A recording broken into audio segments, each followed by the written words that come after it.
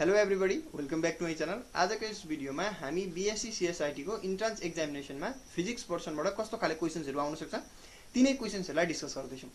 हामीसँग यहाँ 25 वटा क्वेशन्सहरू छन्। त्यो 25 वटा क्वेशन्सहरूको सोल्युसन आज हामी बुझ्दैछौँ, पढ्दैछौँ।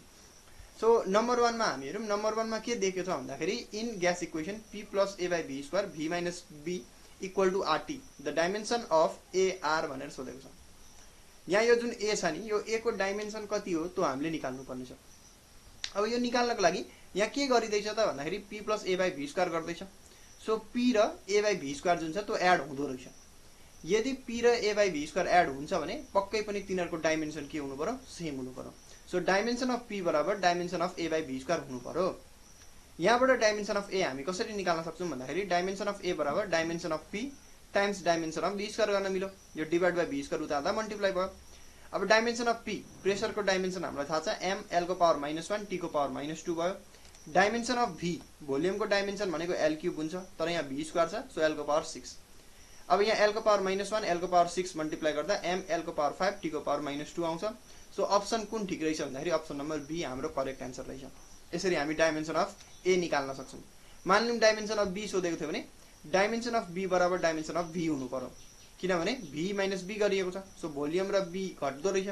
घट्छ भनेपछि जुन भोल्युम को डाइमेन्सन हो त्यही b को पनि डाइमेन्सन हो, त्यसरी l³ आउँछ त्यसको डाइमेन्सन। यसरी गर्न सकिन्छ। सो a को हामीले डाइमेन्सन निकाल्यौँ। 2 नम्बर हेरौँ। 2 नम्बरमा के भनिएको छ भन्दाखेरि the number of significant figures in 1400 are भनेर सोधेको छ। यो 1400 मा सिग्निफिकेन्ट फिगर्स कति हो भन्दाखेरि 1400 मा सिग्निफिकेन्ट फिगर भनेको 2 हो। ठिक छ। जस्तो यसलाई कसरी बुझ्ने भन्दाखेरि जस्तो मानिलिउँ 1 2 3 4 हामीलाई एउटा नम्बर दिएको छ। ठिक छ। 1234 दिएको छ भने त्यसमा सिग्निफिकेन्ट फिगर्स हुन्छ 4। 500 दिएछ भने अगाडिको हेर्ने नम्बर मात्रै, नन जिरो नम्बर हेर्ने 1 सिग्निफिकेन्ट फिगर्स भयो। अब 2 पोइन्ट अनि 3टा जिरो दिएको छ भने यतिखेर चाहिँ पोइन्ट पछिको पनि हेर्ने 4 सिग्निफिकेन्ट फिगर्स हुन्छ, जिरोलाई पनि इन्क्लुड गर्ने। अब यसलाई अलिकति झुक्क्याउनको लागि क्वेशनले यस्तो दिन सक्थ्यो 1400 अनि डट दिन सक्थ्यो पछाडिपट्टि, त्यतिखेर चाहिँ सिग्निफिकेन्ट फिगर्स 4 हुन्थ्यो। फेरि अहिले यहाँ 1400 मात्रै दियो, त्यो कारणले गर्दाखेरि सिग्निफिकेन्ट फिगर्स कति भयो भन्दाखेरि 2 भनेर हामीले अप्सन नम्बर सी मा टिक लाउनु पर्यो। क्वेशन नम्बर 3 हामी हेरौँ। क्वेशन नम्बर 3 मा के भनिएको छ भन्दाखेरि a main works 8 kilometre forward east, ठीक छ, and 6 kilometre towards north, the magnitude of displacement is भनेर सोधेको छ। सो यो त नर्मल हैन, पाइथागोरस थ्योरम लगाउँदा भइहाल्यो। एउटा मान्छे छ अरे, मानिलिउँ यो मान्छे ए पोइन्टमा बसेको छ, ईस्ट तिर हिँड्नु अरे, बी सम्म मानिलिउँ 8 किलोमिटर ट्राभल गरौँ अनि ईस्ट देखि फेरि नर्थ तिर हिँड्नु। ठीक छ, स्ट्रेट यतापट्टि सिधै बी देखि सी सम्म हाम्रो डिस्टेन्स हो 6। अब हामीले डिस्प्लेसमेन्ट निकाल्नु पर्ने छ। अब डिस्प्लेसमेन्ट भनेको सर्टेस्ट डिस्टेन्स भयो इनिशियल र फाइनल पोजिसन बीचमा। सो इनिशियल पोजिसन ए भयो, फाइनल पोजिसन सी भयो। सो एसी हामीले निकाल्नु पर्ने छ। नर्मल छ, यो 90 डिग्री भइहाल्यो एंगल एबीसी। सो एसी बराबर कति हुन्छ भन्दाखेरि √8² + 6²। ठीक छ, p² + b² हामीले पाइथागोरस थ्योरम लगाएको। 8² 64 भयो, 6² 36 भयो, 64 र 36 जोड्दा 100 भयो। √100 भनेको 10 किलोमिटर। सो अप्सन हाम्रो डी सही एन्सर रहेछ। क्वेशन नम्बर 4 हेरौँ। क्वेशन नम्बर 4 मा के भनिएको छ भन्दाखेरि if the initial velocity of a projectile is doubled the maximum range will be भनेर छ। विल बी बाई भनेर सोधेको छ। सो इनिशियल भेलोसिटीले हामीले डबल गरिदिएको छौँ। अब हामीलाई थाहा छ रेन्जको फर्मुला के हो भन्दाखेरि u² sin 2θ / g हो। सो मानिलिउँ नयाँ इनिशियल भेलोसिटी चाहिँ हामीले जो यो जुन u छ, u को ठाउँमा चाहिँ हामीले डबल गरिदिउँ अरे, यानि कि 2u हाल्दिउँ अरे। सो u को ठाउँमा 2u हाल्ने बित्तिकै 4u² हुन्छ, 2 को स्क्वायर त 4 भयो। सो रेन्ज कतिले बढ्दो रहेछ भन्दाखेरि 4 टाइम्सले। अप्सन नम्बर बी हाम्रो सही एन्सर रहेछ। ठीक छ, यसरी हामी गर्न सक्छौँ। त्यस्तो गाह्रो क्वेशन्सहरू आउँदैन। अब which of the following friction is maximum, सबैभन्दा म्याक्सिमम फ्रिक्सन कुन हो त? रोलिङ, काइनेटिक अथवा स्ट्याटिक अथवा रोलिङ प्लस काइनेटिक। सो यहाँ हामीले बिन्दास तरिकाले सी नम्बरमा टिक लगाउने, स्ट्याटिकमा टिक लगाउने। स्ट्याटिक फ्रिक्सन भनेको अब्जेक्ट जस्तो रेस्टमा बसेको छ त्यसलाई मोसनमा ल्याउनको लागि लगाइने फ्रिक्सन हो। त्यसलाई ओभरकम गर्ने चाहिँ हैन, के ओभरकम गर्नुपर्छ भन्दाखेरि स्ट्याटिक फ्रिक्सन हामीले ओभरकम गर्नु पर्यो। कुनै पनि बडी रेस्टमा मोसनमा ल्याउनु पर्ने छ भने केलाई कटाउनु पर्यो, केलाई नाग्नु पर्यो भन्दाखेरि स्ट्याटिक फ्रिक्सनलाई। त्यो कारणले गर्दाखेरि स्ट्याटिक फ्रिक्सन सबैभन्दा बढी हुन्छ।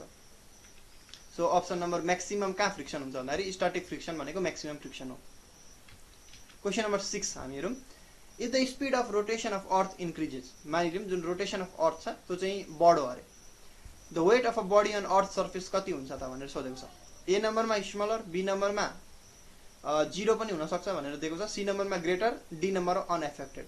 Okay, so speed of rotation of अर्थ हामीले के गरेको छौँ, इन्क्रिज गर्दैछौँ। हामीलाई फर्मुला के थाहा छ भन्दाखेरि जी ड्यास यानि कि acceleration due to gravity due to rotation जुन छ त्यो बराबर g minus r omega square cos square theta हुन्छ। यो कुरा हामीलाई थाहा छ, थीटा भनेको ल्याटिट्युड एंगल भनेर हामीले पढेको छौँ।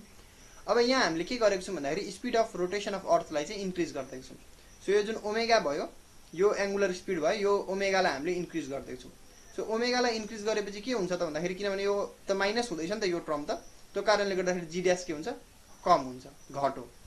सो जी ड्यास घटो भने वेटको फर्मुला के हो भन्दाखेरि mass times acceleration due to gravity भयो।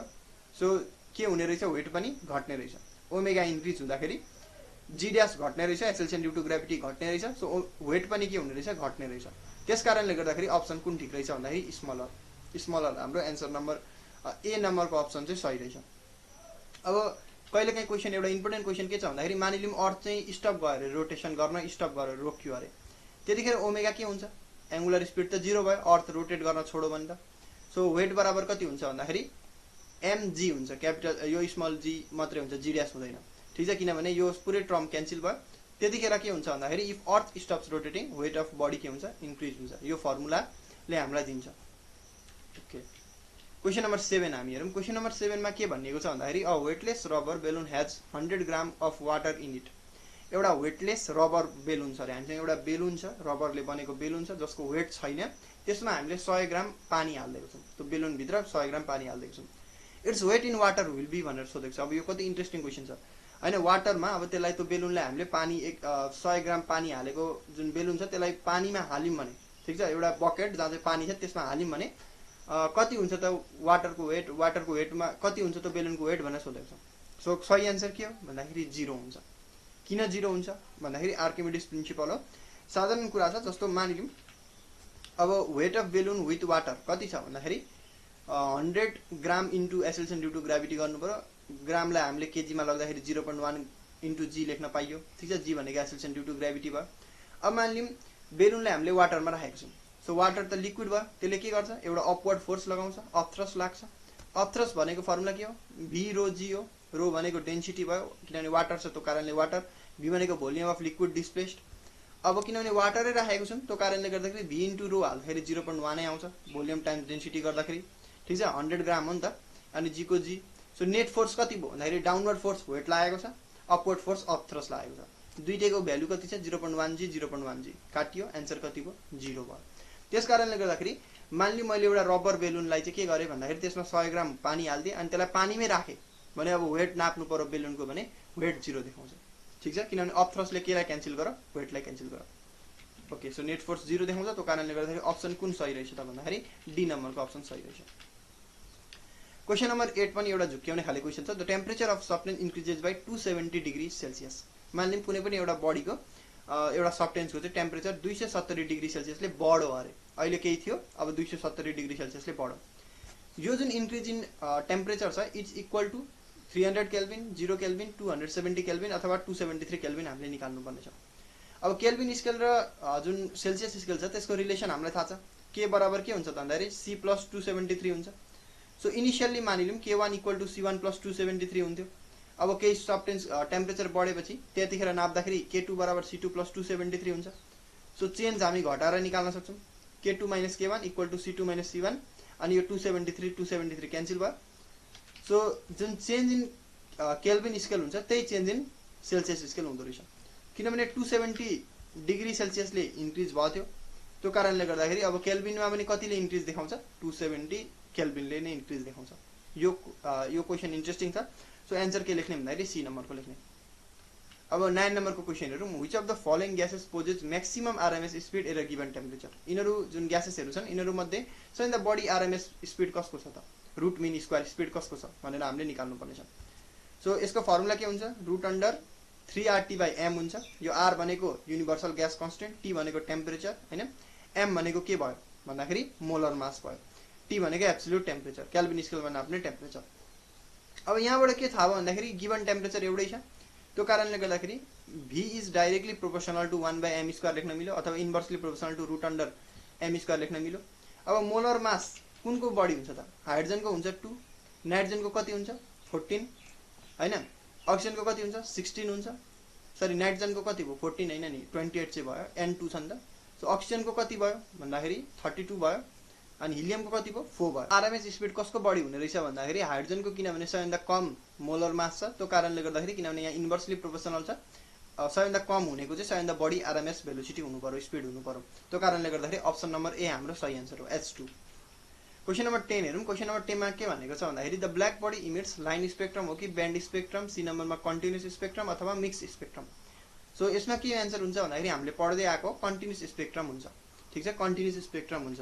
के हुन्छ भन्दाखेरि हैन सर्टेन रेन्जको सबै वेभलेन्थहरू एकै ठाउँमा बसेको हुन्छ, कन्टिन्युसली त्यसरी इमिट भएको हुन्छ।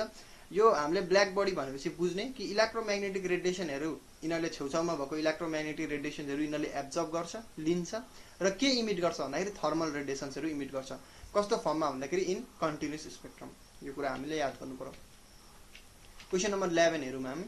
11 मा के भनेको छ भन्दाखेरि the field of view is maximum for भनेर सोधेको छ। जुन फिल्ड अफ भ्यू छ त्यो म्याक्सिमम के को लागि हुन्छ त? प्लेन मिररको लागि हुन्छ, कन्भेक्स मिररको लागि हुन्छ, कन्केभ मिररको लागि हुन्छ कि सिलिन्ड्रिकल मिररको लागि हुन्छ? Okay, so field of view भनेको के हो त्यो हामीले बुझ्नु पर्यो। जस्तो मानिलिउँ मैले मिररको मद्दतले कुनै एउटा अब्जेक्टलाई हेर्दैछु, जस्तो मानिलिउँ यो अब्जेक्ट समझौँ यहाँ बोतल, यसलाई म हेर्दैछु मिररको मद्दतले, यहाँ मिरर राखेको छ, मिररको मद्दतले हेर्दैछु। कुनले हेर्दाखेरि चाहिँ हामीलाई क्वेसनले के सोधेको छ भन्दाखेरि यो फिल्ड अफ भ्यू भनेको के हो भन्दाखेरि कुनले हेर्दाखेरि चाहिँ इमेजको सबै एरिया देखिन्छ। यो अब्जेक्ट भयो, यतापट्टि हेरे त्यहाँ इमेज देखिन्छ यसको, यो इमेज चाहिँ हेर्दाखेरि चाहिँ त्यो यतापट्टि अब्जेक्टको हरेक कुरा लगभग सबैभन्दा म्याक्सिमम चाहिँ एरिया देखिनु पर्यो। केले हेर्दा देखिन्छ भन्दाखेरि सिधै टिक्लाउने, यो पनि याद गरेर कन्भेक्स मिरर भनेर टिक्लाउने। कन्भेक्स मिरर यस्तो मोटो खाले हुन्छ, कन्भेक्स मिररले देखिन्छ। अनि मिनिमम केले देखिन्छ भन्दाखेरि कन्केभ मिररले देखिन्छ, यो कुरा याद गर्ने, ठिक छ। कन्भेक्स मिरर भनेको डाइभर्जिङ मिरर भयो, ठिक छ, डाइभर्जिङ भयो, त्यो कारणले गर्दाखेरि। ओके, 11 हामीले लेख्यौँ। ओके, 12 नम्बर हेरौँ। Sky seen from earth appears blue due to, अब यो त पढ्दै आएको होइन, 9, 10 मै पढेको स्केटरिङ अफ लाइट्सको कारणले गर्दाखेरि स्काई जुन छ अर्थ स्काई जुन छ त्यसलाई के देखिन्छ नीलो खालको देखिन्छ। किन देखिन्छ त्यस्तो, त्यसको रिजन पनि हामी बुझिरहँ। जस्तो नीलो लाइटै किन देखिन्छ भन्दाखेरि नीलो लाइट ब्लू लाइट जुन हुन्छ त्यसको सबैभन्दा कम लिस्ट वेभलेन्थ हुन्छ। यदि सबैभन्दा कम वेभलेन्थ हुन्छ भने हामीले पढेको छ intensity is inversely proportional to लेम्डाको पावर 4। सो वेभलेन्थ कम भयो, इन्टेन्सिटी म्याक्सिमम भयो, त्यो कारणले गर्दाखेरि सबैभन्दा बढी मजाले चाहिँ हामी नीलो नीलो देखिन्छ हाम्रो स्काई चाहिँ, ठिक छ। ओके, 13 नम्बर हेरौँ। A person cannot see clearly beyond 50 centimetre. मानिलिउँ एउटा मान्छे छ जसले चाहिँ 50 सेन्टिमिटर भन्दा टाढाको चाहिँ देख्दैन। अब द पावर अफ लेन्स कति हुनु पर्यो त? यो यस्तो खाले भिजनलाई यसलाई करेक्ट गर्नको लागि कति हुनु पर्यो त भन्दाखेरि त्यो हामीले निकाल्नु पर्ने छ। अब बियोन्ड 50 सेन्टिमिटर देख्दैन भने कस्तो खाले लेन्स लिने त? बियोन्ड देख्दैन, टाढाको देख्दैन।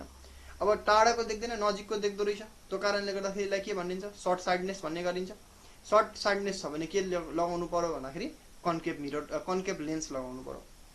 सो यसरी पावर भनेको 1/f भयो। सो 50 सेन्टिमिटर बियोन्ड टाढाको चाहिँ देख्दैन, त्यो कारणले गर्दाखेरि यहाँ कन्केभ हामीले लगाउनु पर्यो। सो यहाँ मैले माइनस लगाइदिएँ कन्केभको लागि, -0.5 फोकस हुनु पर्यो। त्यो हाम्रो लेन्सको एन्सर -2D आउँछ, डायोप्टर, ठिक छ। सो अप्सन नम्बर डी हाम्रो करेक्ट रहेछ। बियोन्डको लागि कन्केभ हुन्छ भने अब छेउको देख्दैन, मानिलिउँ होइन नियरर टु 50 सेन्टिमिटर भनेर दिएको थियो, नियर बाई 50 सेन्टिमिटर, 50 सेन्टिमिटर भन्दा छेउको देख्दैन थियो भने चाहिँ हामी के लगाउँथ्यौँ भन्दाखेरि कन्भेक्स मिरर लगाउँथ्यौँ। समस्या के हुन्छ त्यतिखेर? लङ साइडनेस, ठिक छ। यो भयो। 14 नम्बर हेरौँ। 14 नम्बरमा के सोधेको छ भन्दाखेरि in isolated conducting sphere is given a positive charge it mass भनेर सोधिरहेको छ। एउटा आइसोलेटेड होइन कन्डक्टिङ स्फियर छ अरे, एउटा स्पेरिकल बडी छ अरे, त्यसलाई हामीले के दिउँ भन्दाखेरि पोजिटिभ चार्ज दिउँ अरे। त्यो दिँदाखेरि त्यसको मासमा कस्तो चेन्जेस आउँछ त्यो हामीले देखाउनु पर्ने। अब एउटा कन्डक्टिङ स्फियर छ, त्यो स्फियरमा यदि हामी पोजिटिभ चार्ज दिन्छौँ भने यसको मतलब के हो भन्दाखेरि त्यहाँबाट चाहिँ इलेक्ट्रोन हामीले निकाल्यौँ क्या।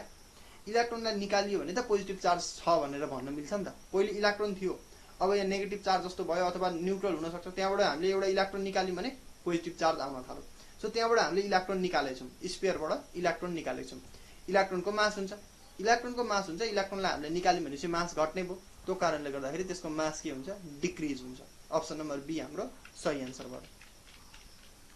15 हेरौँ। 15 नम्बरको के छ भन्दाखेरि 3 capacitor each of capacitance 3 microfarad are connected in series, the net capacitance is भनेर सोधेको छ। अब सिरिजमा छ भने हाम्रो फर्मुला थाहा छ, 1/c = 1/c1 + 1/c2 + 1/c3 भयो। तीनटै C1 C2 र C3 तीनटै 3 भयो। सो एन्सर कति आउँछ? C 1 माइक्रोफेरेड आउँछ। इक्विभ्यालेन्ट क्यापेसिटेन्स भनेको 1 आउँछ। सिरिजको लागि यो फर्मुला लगाउने, र प्यारललको लागि चाहिँ के हुन्छ भन्दाखेरि C बराबर C1 + C2 + C3 हुन्छ। यो हामीले पढेकै हो। ओके, क्वेशन नम्बर 16 मा हामीलाई के भनिएको छ भन्दाखेरि Kirchhoff's voltage law is based on the principle of conservation of भनेर सोधेको छ।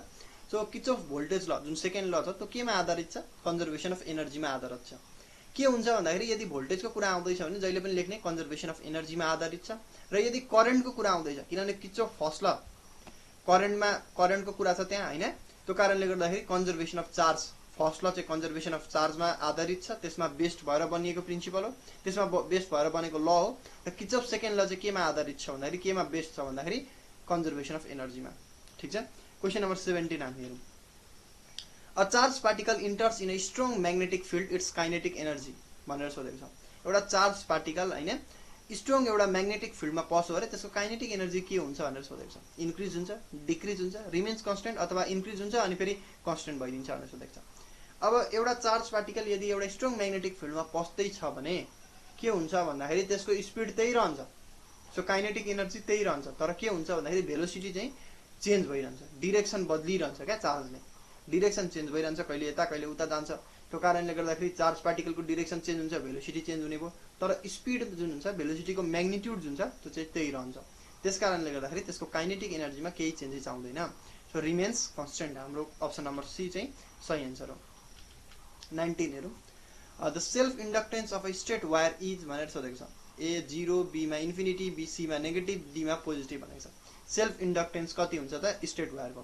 अब इन्डक्टेन्सको कुरामा कमसेकम लुप त बनाउनु पर्यो नि हैन, बानेको त हुनु पर्यो। अब एउटा स्ट्रेट वायर चाहिँ एउटा सिधा वायर छ नि, त्यहाँ त लुपै छैन, त्यो कारणले गर्दाखेरि नम्बर अफ टर्न्स 0 भयो, एन्सर कति हुन्छ? 0 हुन्छ। Self inductance of straight wire कति हुन्छ? 0 हुन्छ। 19 हेरौँ।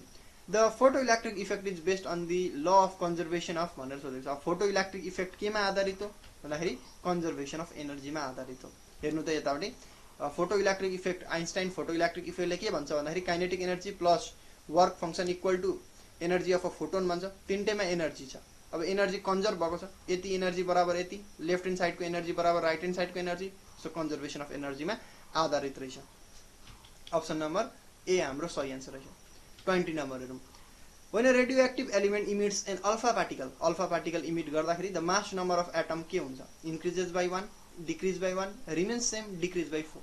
यो हामीले लेख्नु पर्ने छ। सो यो त याद गर्ने, जस्तो मान्ने एउटा एलिमेन्ट छ जसको मास नम्बर चाहिँ x छ, सरी a छ, अनि एटमिक नम्बर z छ भने यदि अल्फा पार्टिकल त्यहाँबाट इमिट हुँदैछ भने मास नम्बर डिक्रिज हुन्छ 4 टाइम्सले, र जुन एटमिक नम्बर छ त्यो डिक्रिज हुन्छ 2 टाइम्सले, 2 ले। ठीक छ। अनि अर्को कुरा के हो भन्दाखेरि यहाँ जस्तो मान्ने बीटा पार्टिकल चाहिँ इमिट हुँदैछ भने त्यसको मास नम्बर त्यही रहन्छ, एटमिक नम्बर चाहिँ 1 ले बढ्छ। यो हामीले याद गर्नु पर्यो बीटाको लागि अल्फाको लागि। सो एन्सर हाम्रो कुन हुँदो रहेछ भन्दाखेरि डी नम्बर, डिक्रिजेस बाइ 4 ले घट्दो रहेछ। 21 नम्बर हामी हेरौँ। 21 नम्बरमा के भन्नेको छ भन्दाखेरि on increasing the reverse bias to a large value in PN junction current के हुन्छ? ठीक छ। जस्तो रिभर्स बायसमा के हुन्छ भन्दाखेरि रिभर्स बायसमा हाई रेसिस्टेन्स हुन्छ, बढी रेसिस्टेन्स हुन्छ। सो यदि हामीले करेन्ट इन्क्रिज गरिरह्यौँ भने अचानक के हुन्छ भन्दाखेरि यो डायोड ब्रेक हुन्छ। ठीक छ। पीएन जंक्सन डायोड ब्रेक हुन्छ। ब्रेक हुने बित्तिकै अब करेन्ट के हुन्छ? सडनली इन्क्रिज भइदिन्छ। यो कुरा याद गर्ने, त्यो कारणले गर्दाखेरि डी नम्बरको अप्सन हाम्रो सही एन्सर हो। 22 मा the equation of sound wave is भनेर दिएको छ। द वेभ लेन्थ हामीले क्याल्कुलेट गर्नुपर्ने छ। अब जेनरल इक्वेसन के हो त वेभको भन्दाखेरि y = a sin kx + ωt भयो। अब यहाँ किनभने हामीले वेभ लेन्थ निकाल्नु पर्ने छ, k बराबर 62.4 भनेर हामी कम्पेयर गरेर निकाल्न सक्छौँ। अब k भनेको के हो भन्दाखेरि वेभ कन्स्टेन्ट भनेको 2π/λ हो। यहाँबाट लेम्डा निकाल्ने 0.1 आउँछ। 0.1 युनिट हाम्रो सही एन्सर रहेछ। अप्सन नम्बर बी हाम्रो सही एन्सर रहेछ। 23 नम्बर हेरौँ। A wave is reflected from a rigid support. एउटा फिक्स सपोर्ट छ, त्योबाट वेभ चाहिँ रिफ्लेक्ट भयो अरे त्यतिखेर फेज कतिले चेन्ज हुन्छ भन्दाखेरि पाइले चेन्ज हुन्छ। रिजिड सपोर्ट चाहिँ एउटा दह्रो खाले सपोर्ट छ भने वेभ स्ट्राइक गरो ठ्याक्क बाउन्स ब्याक भयो, सो फेज एंगल कतिले चेन्ज भयो? पाइले। र यदि मानिलिउँ फ्री बाउन्ड्री छैन, खाली खालको स्पेस छ भने चाहिँ कति हुन्छ? फेज एंगल चेन्जै हुँदैन, 0 रहन्छ। यो बुझ्ने। सो फ्री बाउन्ड्रीको लागि no change, no phase change. र यदि बाउन्ड्री चाहिँ कस्तो छ? रिजिड सपोर्ट छ हैन भने चाहिँ के हुन्छ भन्दाखेरि फेज चेन्ज चाहिँ पाइले हुन्छ, ठ्याक्कै 180 डिग्री नै। यो बुझ्ने। 24 नम्बरमा a car at rest is playing horn if it's start moving towards you. अब हामीतिर आयो एउटा गाडीले हैन हर्न बजाइरहेछ, हामीतिर आयो भने के हुन्छ? त्यसको पिच इन्क्रिज हुन्छ। हामीबाट टाढा गयो भने के हुन्छ? पिच डिक्रिज हुन्छ। सो ए नम्बरको एन्सर के हुन्छ हायर हुन्छ ए नम्बरको रहेछ 24 को ए नम्बर 25 मा हामीलाई के भनेको छ भन्दाखेरि in which region of electromagnetic spectrum does Lyman series of hydrogen atom लाई सो लाइमेन सिरिज कुनमा भन्दाखेरि युभी रेजमा हो युभी रिजनमा हो सो यो याद गर्ने यो एकदम इम्पोर्टेन्ट क्वेसन हो लाइमेन सिरिज जहिले पनि युभी रिजनमा पर्छ बाल्मर सिरिज भिजिबल रिजनमा हामीले देख्ने रिजनमा पास्टेल ब्रैकेट र पिफन्ड जुन छ त्यो चाहिँ केमा पर्छ भन्दाखेरि इन्फ्रारेड रिजनमा यो कुरा याद गर्ने सो यहाँ लाइमेन सिरिजको सोधेको छ लाइमेन सिरिज जहिले पनि कहाँ पर्छ युभी रिजनमा पर्छ अल्ट्राभायोलेट रिजनमा यो याद गर्ने र यसरी नै हामी क्वेशन्सहरु गर्न सक्छौं I hope you understand this video and thank you for watching